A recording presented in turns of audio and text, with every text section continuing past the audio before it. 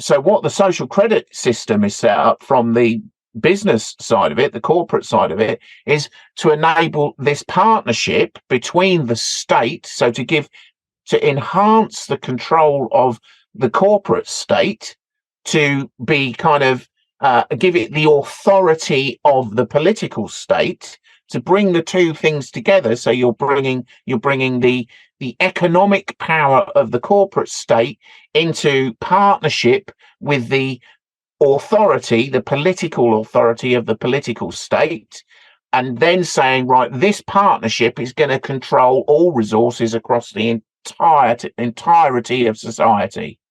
That is basically fundamentally what the overarching framework of the social credit system, as it is published in China, is about.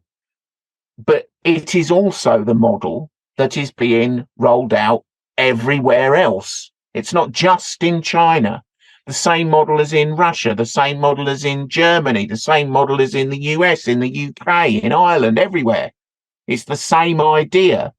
So one of the interesting things that came up when I was researching this article was that for example, I think it was 2020, the UK government announced that it would require all businesses to give their sustainability report at the end of every year, which means that if that business wanted to raise capital for something, that would have its sustainability report would have an impact on the ESG rating that would be put on its bonds if it wanted to raise money.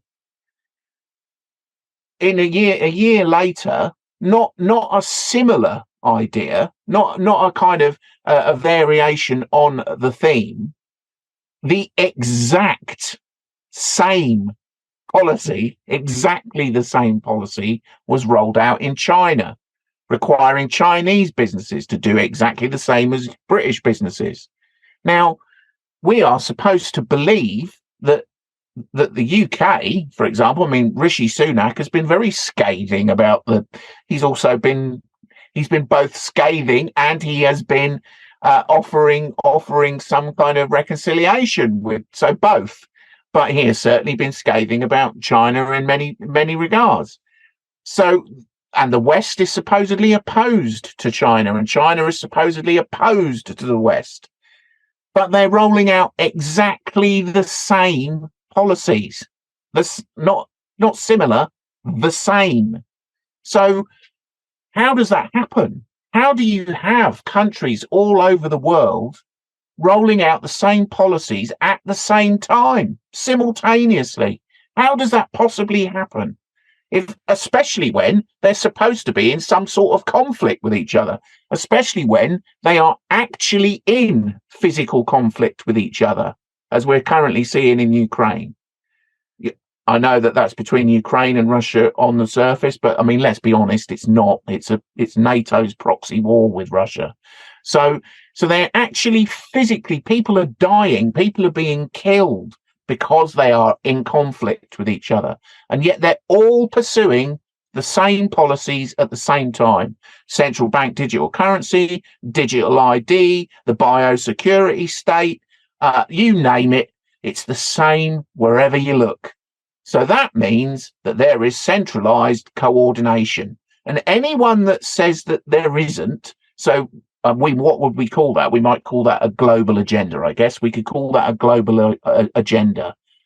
To deny that exists is simply to just deny all the evidence. It's simply to say, oh, yeah, sure, they're doing exactly the same thing in China as they're doing in Russia, as they're doing in the UK, as they're doing in the US. But that doesn't mean that there's a centralized, coordinated policy agenda. Of course it does.